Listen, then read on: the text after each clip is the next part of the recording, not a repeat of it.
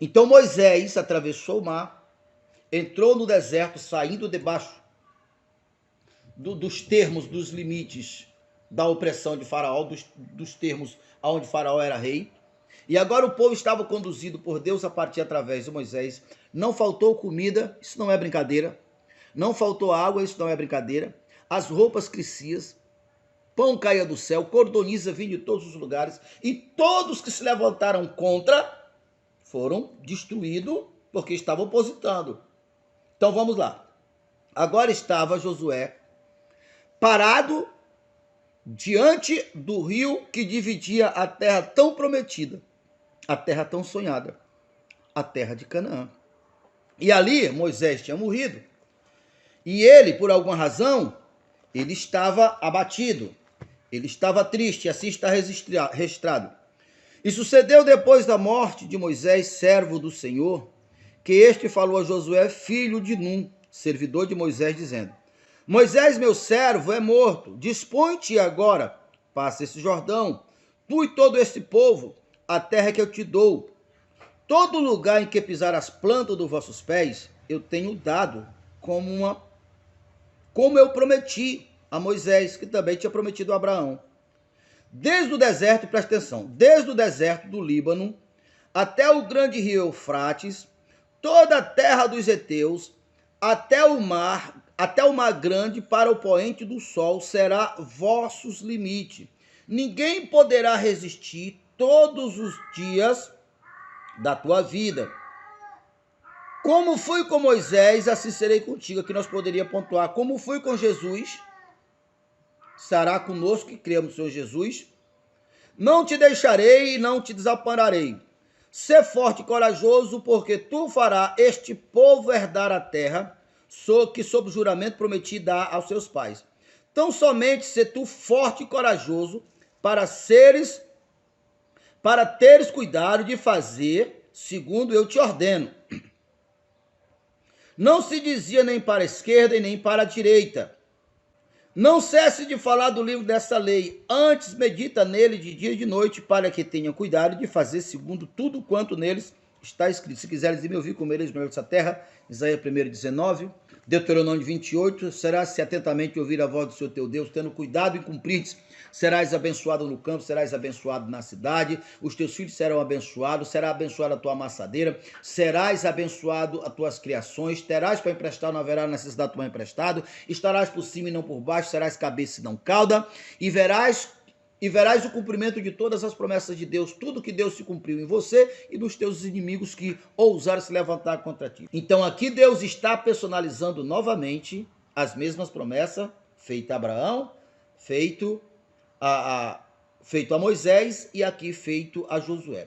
Os pontos que nós devemos destacar aqui. Primeiramente, nós devemos destacar o desânimo de Josué, porque se Deus diz, levanta, seja tu forte e corajoso, não te mostre fraco, porque se tu demonstrar fraco, a tua força é pequena.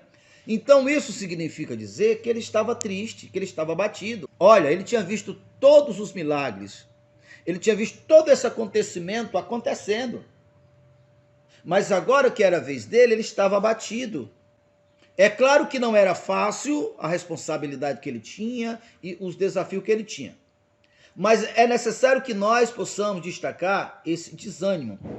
E quando ele teve esse desânimo aqui, imediatamente Deus corrigiu ele. Por quê? Porque ele, com aquele espírito de desânimo, de temor, era o oposto do Espírito de Deus. Deus disse, não tema que eu sou contigo.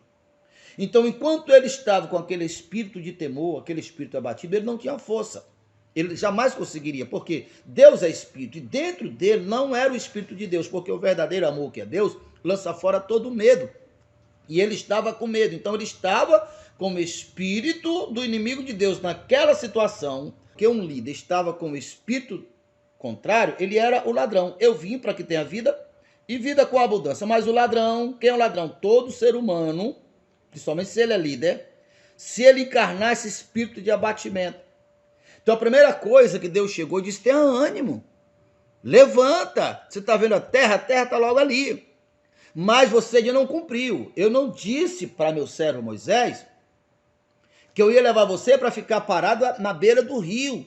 Só para ficar olhando, não. Disse que ia dar a terra.